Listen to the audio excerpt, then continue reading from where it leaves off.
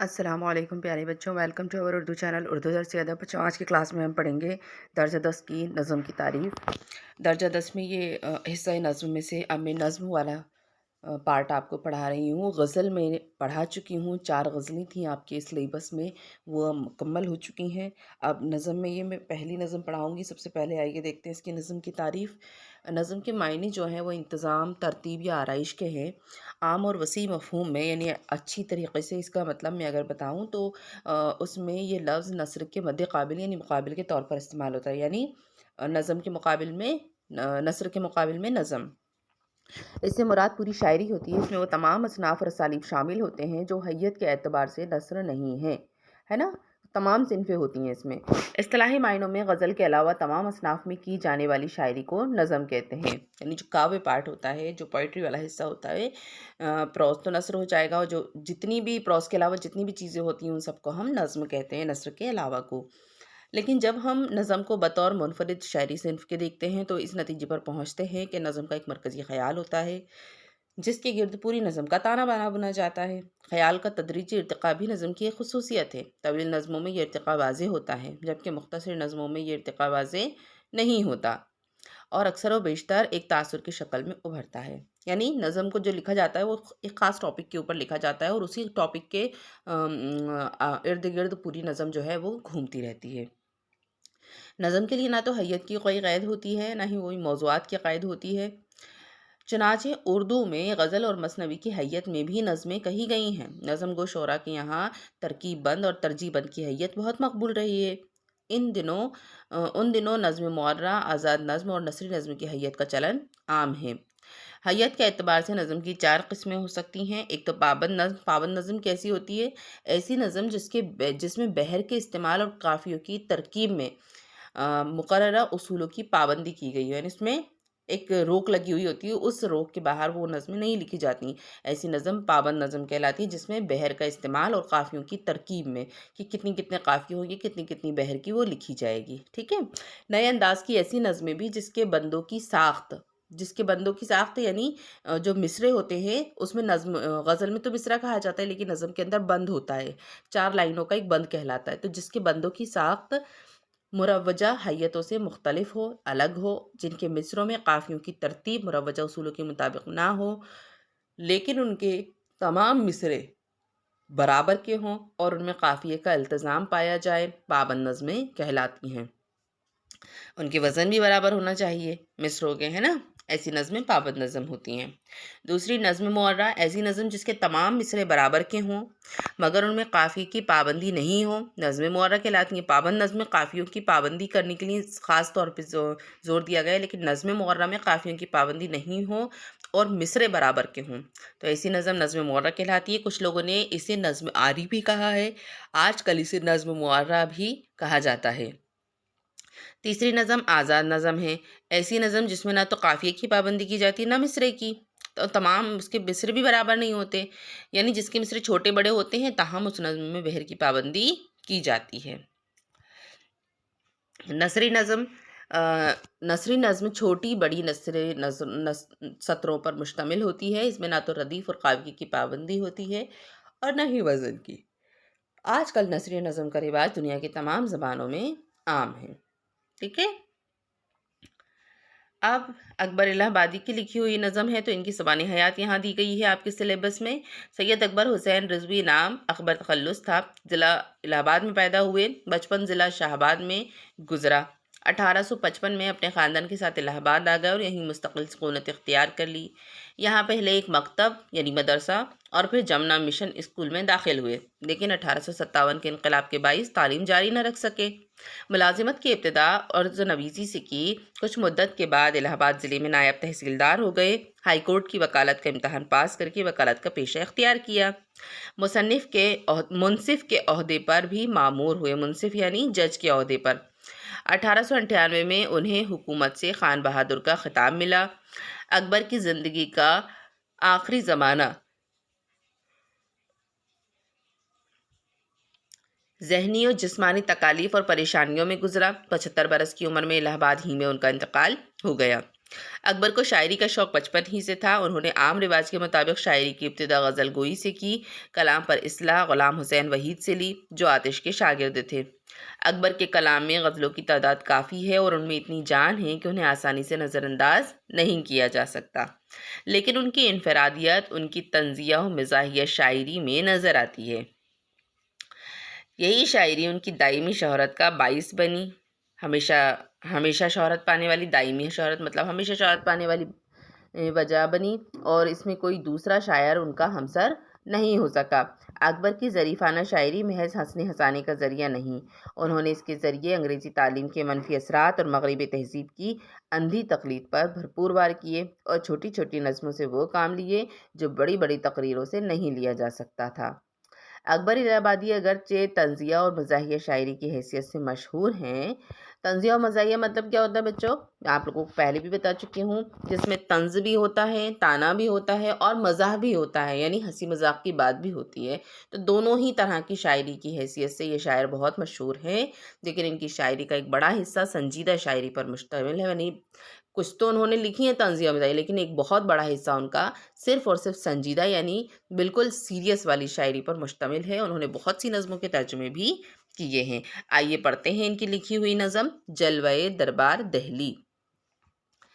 سر میں شوق کا سودا دیکھا، دہلی کو ہم نے بھی جا دیکھا. جو کچھ دیکھا اچھا دیکھا، کیا بتلائیں کیا کیا دیکھا.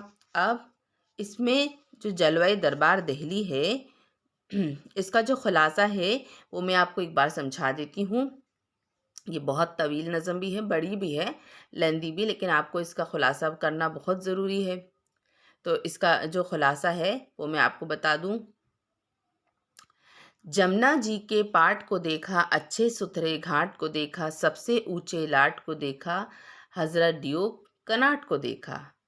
پلٹن اور رسالے دیکھے، گورے دیکھے کالے دیکھے، سنگینے اور بھالے دیکھے، بینڈ بجانے والے دیکھے. خیموں کا ایک جنگل دیکھا، اس جنگل میں منگل دیکھا، برہما اور ورنگل دیکھا، عزت خواہوں کا دنگل دیکھا. تو اکبر الہ آبادی جو ہیں اس کا جو خلاصہ ہے وہ سمپل سا اتنا ہے. پوری نظم تو میری پڑھی ہوئی ہے، لیکن میں آپ کو ایک سرسری نظر میں بتا دوں کہ انہوں نے 1903 میں دہلی دربار کیا تھا، اور اسی دربار پر اکبر الہ آبادی نے یہ نظم لکھی ہے نا. کیونکہ وہ جب 1898 میں لارڈ کرزن نائب وائسرائے کی حیثیت سے ہندوستان آئے تھے، تب وہ دہلی کے دربار میں تھے، تو 1903 میں تھا. تو اسی نظم کی خوبی برجستگی اور روانی ہے. نظم کا ہر بند ایک الگ کیفیت رکھتا ہے، ایک الگ حالت رکھتا ہے، اور ہر بند میں طنز بھی چھپا ہوا ہے. تو اکبر دربار جب دہلی دیکھنے آئے تو انہوں نے دریائے جمنا کا پاٹ، صاف ستھرے گھاٹ، پلٹن، رسالے، ہتھیار بند، گورے کالے فوجی، بینڈ بجانے والے سب دیکھے. شہر دہلی میں کشمیری گیٹ سے کنگزوے کیمپ تک خیموں کا ایک جنگل تھا. ہر شخص اس دربار کے کاموں میں مصروف تھا. صاف ستھری سڑکیں، پانی، روشنی کا معقول انتظام تھا. صاف ستھری سڑکیں، پانی، روشنی کا معقول انتظام تھا. لوگوں کا ہجوم بھی تھا، بھیڑ بھی تھی. اچھے اچھے یہاں بھٹک رہے تھے. ان کا دل دربار میں اٹکا ہوا تھا. ہر طرف نعمتوں کا انبار تھا. اس قدر بھیڑ تھی کہ اکبر نے دور ہی سے جلوہ دیکھا. آخری 4 بندوں میں تو اکبر نے برٹش راج کا عروج، یعنی وہ کس طرح سے عروج کرا برٹش راج، ان کے طور طریقے کی تعریف کی، اور اسی کے ساتھ طنز بھی کیا. تو پہلے جو بند ہیں، جو میں نے آپ کو بند پڑھایا ہے ابھی، اس بند میں شاعر کیا کہنا چاہتا ہے کہ اکبر الہ آبادی ہمیں بھی شوق ہوا کہ دہلی جا کر دربار دہلی کا جلوہ دیکھے، ہے نا. سر میں شوق کا سودا دیکھا، دہلی کو ہم نے بھی جا دیکھا. جو کچھ دیکھا اچھا دیکھا، کیا بتلائیں کیا کیا دیکھا. تو بولتے ہیں ہم نے بھی جا کر دربار دیکھ لیا دلی کا. تو ہم کیا بتلائیں ہم نے تم کو کیا کیا دیکھا. جو بھی دیکھا لیکن اچھا دیکھا. جمنا جی کے پاٹ کو دیکھا، اچھے ستھرے گھاٹ کو دیکھا، سب سے اونچے لاٹ کو دیکھا، حضرت ڈیوک کناٹ کو دیکھا. پھر کہتے ہیں کہ میں نے وہاں پر جمنا جی کے پاٹ کو بھی دیکھ لیا، ہے نا. جمنا ان کے کناروں کو، جمنا کے کناروں کو دیکھ لیا، اور ستھرے اچھے صاف ستھرے والے اس کو بھی دیکھ لیا، گھاٹوں کو بھی دیکھ لیا وہاں کے. سب سے اونچے لاٹ، لاٹ کا مطلب ہے لارڈ. لارڈ جو انگریزی زمانے میں جو لارڈ ہوتے تھے نا، ऑफिसर्स, उनको लॉर्ड कہا جاتا تھا، تو ان کو سب سے اونچے جو لارڈ تھے ان کو بھی دیکھا اور ڈیوک کناٹ کے دیدار بھی کیے، ہے نا. پلٹن اور رسالے دیکھے، گورے دیکھے، کالے دیکھے، سنگینے اور بھالے دیکھے، بینڈ بجانے والے دیکھے. پھر وہ یہ بھی بتا رہے ہیں کہ میں نے پلٹن والے بھی دیکھ لیے، رسالے بھی دیکھ لیے، ہتھیار بند بھی دیکھ لیے، گورے کالے بھی دیکھ لیے، سب فوجی تھے وہاں پر، میں نے سب کو دیکھا. اور انہی کے ساتھ بینڈ باجے والے جو تھے ان کو بھی دیکھا. خیموں کا ایک جنگل دیکھا، اس جنگل میں منگل دیکھا، برہما اور دنگل دیکھا، عزت خواہوں کا دنگل دیکھا. پھر کہہ رہے ہیں دور تک کشمیری گیٹ سے لے کے کنگزوے کیمپ تک خیموں کا ہی جنگل تھا، جدھر نظر جاتی تھی خیمے ہی خیمے تھے. اس دربار دہلی کے لیے بلند مرتبہ عزت دار لوگوں کے درمیان مقابلہ ہو رہا تھا کہ وہ کس مقام پر رہے گا، اس کا خیمہ کہاں ہوگا، وہ انگریز حکمران ان کے نزدیک کس قدر نزدیک رہے گا. سڑکیں تھیں ہر کیمپ سے جاری، پانی تھا ہر پمپ سے جاری، نور کی موجیں لمپ سے جاری، تیزی تھی ہر جمپ سے جاری. ڈالی میں نارنگی دیکھی، محفل میں سارنگی دیکھی، بے رنگی بارنگی دیکھی، دہر کی رنگا رنگی دیکھی. اچھے اچھوں کو بھٹکا دیکھا، بھیڑ میں کھاتے جھٹکا دیکھا، منہ کو اگرچہ لٹکا دیکھا، دل دربار سے اٹکا دیکھا. ہاتھی دیکھے بھاری بھرکم، ان کا چلنا کم کم، تھم تھم زریں جھولے، نور کا عالم میلوں تک وہ چم چم چم چم. تو اکبر الہ آبادی اس میں کہتے ہیں کہ خیمے لگانے میں یہ اہتمام کیا گیا تھا کہ ہر کیمپ کا ایک الگ راستہ تھا، ہے نا. لکھا ہے نا سب سے پہلے بند کی پہلی والی لائن میں، سڑکیں تھیں ہر کیمپ سے جاری، تو ہر کیمپ کا الگ الگ ایک راستہ تھا جو سڑک تک جاتا تھا. ہر طرف پانی کے پمپ لگے ہوئے تھے، پانی تھا ہر پمپ سے جاری یعنی ہر طرف پانی کے پمپ لگے ہوئے تھے. نور کی موجیں لمپ سے جاری یعنی روشنی کے لیے لیمپ بھی تھی، لمپ مطلب لیمپ. تیزی تھی ہر جمپ سے جاری، ہر شخص تیزی سے دوڑ دوڑ کر کام کر رہا تھا. پھر ڈالی میں نارنگی دیکھی، محفل میں سارنگی دیکھی، یعنی کہیں سجاوٹ زیادہ تھی اور کہیں کم تھی. کہیں ماحول کو خوبصورت بنانے کے لیے درختوں کی ٹہنیوں پر وہ جو بجنے والی نارنگیاں لگائی جاتی ہیں نا مصنوعی والی، وہ لگائی گئی تھیں. اور کہیں پر محفل موسیقی میں سارنگی بج رہی تھی، ہے نا. کہیں تو بناوٹی والی نارنگیاں لگی تھیں اور کہیں محفل میں بجنے والی سارنگی جو ہوتی ہے جو بجائی جاتی ہیں وہ بج رہی تھیں. اس قدر لوگ تھے کہ اتنی رونق تھی، معلوم ہوتا تھا کہ پوری دنیا یہاں سمٹ آئی ہو. لوگوں کے ہجوم میں اچھے اچھے بھٹک رہے ہیں. یہاں دکھا ہے نا کہ اچھے اچھوں کو بھٹکا دیکھا، بھیڑ میں کھاتے جھٹکا دیکھا، تو لوگوں کی اتنی بھیڑ تھی کہ اچھے اچھے لوگ بھٹک جا رہے تھے. اور اگر کوئی اداس تھا، کسی کا منہ لٹکا ہوا تھا اس وجہ سے کہ بھیڑ میں ڈھکے لگ رہے تھے، تو ان کا دل دربار میں اٹکا ہوا تھا. بھاری بھرکم ہاتھیوں کی کم پر سنہری کام والی جھولیں پڑی ہوئی تھیں. وہ ٹھہر ٹھہر کر آہستہ آہستہ چل رہے تھے، جدھر نظر جاتی تھی میلوں تک رونق نظر آ رہی تھی. پرتھا پہلوئے مسجد جامع، روشنیاں تھیں ہر سو لاما، کوئی نہیں تھا کسی کا ساما، سب کے سب تھے دید کے تاما. یعنی پرتھا پہلوئے مسجد جامع مطلب کیا ہے؟ اکبر الہ آبادی کہتے ہیں کہ جامع مسجد کے اطراف میں بھی لوگ موجود تھے، ہر طرف روشنی سے علاقہ جگمگا رہا تھا. لامی مطلب علاقہ، کوئی نہیں تھا کسی کا سامع، کوئی کسی کا سننے والا نہیں تھا، سب کے سب دیکھنے کے لیے بےتاب تھے، تامے تھے، بے چین تھے، ہے نا. تو اس قدر بھیڑ تھی کہ کوئی کسی کی بات سننا نہیں چاہتا تھا، سب کے سب اس بات کے خواہش مند تھے کہ کسی طرح دربار کا جلوہ دیکھ لیں. سڑکوں پر سرخ بجری کوٹ کر ڈال دی گئی تھی، سرخ بجری یعنی لال کلر کی ریت، اس کو کوٹ کر ڈال دیا تھا. بھیڑ میں سانس لینا مشکل تھا، آتش بازی چھوڑی جا رہی تھی، مفت میں لطف اندوز ہونے کے سامان تھے. لطف کی دولت لٹکی دیکھی سے مراد ہے بغیر کوئی پیسہ خرچ کیے لطف حاصل کرنا. لٹی دیکھی سے مراد کیا؟ بغیر کوئی پیسہ خرچ کیے لطف حاصل کرنا یعنی مزہ لینا. دربار کے لیے ایک بہت قیمتی چوکی کا اہتمام کیا گیا تھا، ہر طرف نعمتیں رکھی ہوئی تھیں، ہے نا. یہاں دیکھا نا چوکی ایک چولکھی دیکھی، خوب ہی چکھی پکی دیکھی، ہر سو نعمت دیکھی رکھی دیکھی، شہد اور دودھ کی مکھی دیکھی. ہر طرف نعمتیں رکھی ہوئی تھی، کھانے پینے کا سامان، اسی کے ساتھ شہد اور دودھ پر بیٹھنے والی مکھیاں بھی موجود تھیں. तो अकबर का यहाँ पे तंज भी है। मगर आलम ये था उस वक़्त कि किसी के हिस्से में लजीज खाने आ रहे थे और किसी को सिर्फ हलवे पर इक्तिफा करना पड़ रहा था, क्योंकि भीड़ बहुत थी, कोई भीड़ और हंगामों का हिस्सा बना हुआ था। अकबर कहते हैं कि मेरे हिस्से में दूर का जलवा आया, यानी मैंने दूर ही से दरबार दिल्ली मुनक़िद होते देखा, है ना। सबसे आखिरी लाइन में उन्होंने यही कहा अकबर ने कि मेरा हिस्सा दूर का जलवा, तो ये दूर से ही दरबार के जलवा करते रहे।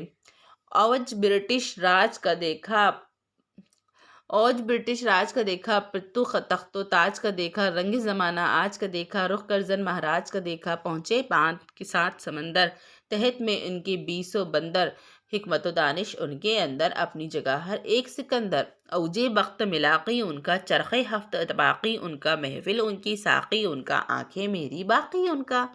हम तो उनके खैर तलब हैं, हम क्या ऐसे ही सब के सब हैं, उनके राज के उम्दा ढब हैं, सब सामाने ऐशो तर्ब हैं। अब इस बंद में शायर ने कितना तंज इस्तेमाल किया है और पढ़ने में मज़ा भी आ रहा है। जैसे वो कह रहे हैं, अकबर इलाहाबादी के इस मौके पर ब्रिटिश हुकूमत का उरूज नज़र आया, तख्त ताज की चमक देखकर आज के ज़माने के रंग का ख्याल आया, वक्त किस कदर बदल गया है, कभी यहाँ मुग़लों की हुकूमत थी और अब तख्त पर लॉर्ड कर्जन तशरीफ़ फरमा है, यानी बैठे हुए हैं। अंग्रेज़ हिंदुस्तान में 7 समंदर पार से आए थे, उनके साथ 20 आला अफसर थे, जिनमें अक्लें कूट कूट कर भरी हुई थीं और हर एक अपनी जगह सिकंदर था। उस वक्त अंग्रेज़ों की खुशनसीबी पूरे उरूज पर थी, यानी बुलंदी पर। उनकी वसी हुकूमत और सल्तनत को देखकर अंदाज़ा हो रहा था कि 7वें आसमान तक अंग्रेज़ों की हुकूमत है। अंग्रेज़ों की महफिल थी और इस महफिल में वही छाए हुए थे। मेरी आंखें इन सब चीज़ों को देख रही थीं। आखिरी बंद में अकबर कहते हैं कि हम तो उनके खैर खां हैं, और हम ही नहीं, सभी लोग हमारी तरह यही ख्वाह हैं, क्योंकि उनके हुकूमत करने के तरीक़े उम्दा हैं और ऐश इशरत के सामान की कोई कमी नहीं है। अब यहाँ पर वो अंग्रेज़ों की तारीफ़ भी कर रहे हैं, क्योंकि उनका हुकूमत करने का जो तरीक़ा था वो बहुत ही उम्दा था और हर सामान मौजूद था ऐश इशरत का। तो यहाँ पे अकबर ने तंज़ भी किया है। अब यहाँ ये आपकी नज़म मुकम्मल होती है। इस नज़म के मुतालिक मशक़ी सवाल जवाब दिए गए हैं, एक बार नज़र डाल दीजिए। सर में शौक़ का सौदा देखा से क्या मुराद है? सर में शौक़ का सौदा देखा से मुराद ये इश्तियाक़ पैदा हुआ और दिमाग में ये ख़याल आया कि दिल्ली जाकर दरबार का जलवा देखा जाए। सवाल नंबर 2, खैमों का एक जंगल देखा, इस मिसरे में शायर ने किस मंजर की अक्कासी की है? तो जंगल में चूँकि बेशुमार दरख्त होते हैं, कुछ ऐसा ही हाल खैमों का था कि दूर तक लगे हुए थे, जंगल जैसे नज़र आ रहे थे। तो खैमे देखकर शायर को जंगल का ख्याल आ गया। मेरा हिस्सा दूर का जलवा शायर ने क्यों कहा है? तो जवाब है, चूँकि शायर ने दूर से नज़ारा किया, वो करीब से दरबार दिल्ली का मुशाहिदा ना कर सकें। इसके अलावा भीड़ भाड़ होने की वजह से वो खाने पीने की अशिया तक भी नहीं पहुँच सके थे। तो इसीलिए शायर ने कहा है कि लोगों के हिस्से में बहुत सी नेमतें आई, मगर मेरे हिस्से में दूर का जलवा आया। अब यहाँ ये अमली काम है, इस बंद के रदीफ और काफ़ी की निशानदेही कीजिए। सड़कें थीं हर कैंप से जारी, पानी था हर पंप से जारी, नूर की मौजें लंप से जारी, तेज़ी थी हर जंप से जारी। तो यहाँ पर जो काफ़िए हैं वो कौन से हैं? चारों अंग्रेजी ज़बान के लफ्ज़ हैं, कम्प, पम्प, लम्प, जंप। ये चारों अंग्रेजी ज़बान के लफ्ज़ हैं और ये रदीफ से ही जारी हैं, यानी इसमें जारी जारी जारी जारी ये रदीफ भी आ रहा है, और कंप लंप पंप जंप ये काफ़ी आ रहा है जिसमें आवाज़ एक जैसी होती है ना। और रदीफ जो सब एक ही लफ्ज़ पर ख़त्म हो रहे हैं, जारी जारी जारी जारी पर ख़त्म हो रहे हैं, तो ये काफ़िए हुए और ये रदीफ हुए।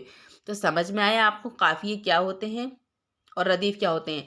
जो लाइन का जो आखिरी लफ्ज़ होता है, जैसे ये सड़कें थी हर कंप से जारी, तो ये जो जारी है ये रदीफ है। यहाँ पर कोई और वर्ड भी होता तो वो भी रदीफ होता, लेकिन यहाँ के रदीफ सिमिलर हैं, एक जैसे हैं। और काफ़िए जिनमें आवाज़ एक जैसी आती है, यकसा आवाज़ हो, उसे काफ़िया कहा जाता है, या आप लोग काफ़िए की तारीफ़ में भी पढ़ते हैं। ठीक है बच्चों, तो समझ में आई आपको ये नज़म की तारीफ़ और तशरीह और इसकी ज़बान हयात। तो इसके जो नोट्स हैं वो आपको डिस्क्रिप्शन बॉक्स से मिल जाएंगे इसी वीडियो के।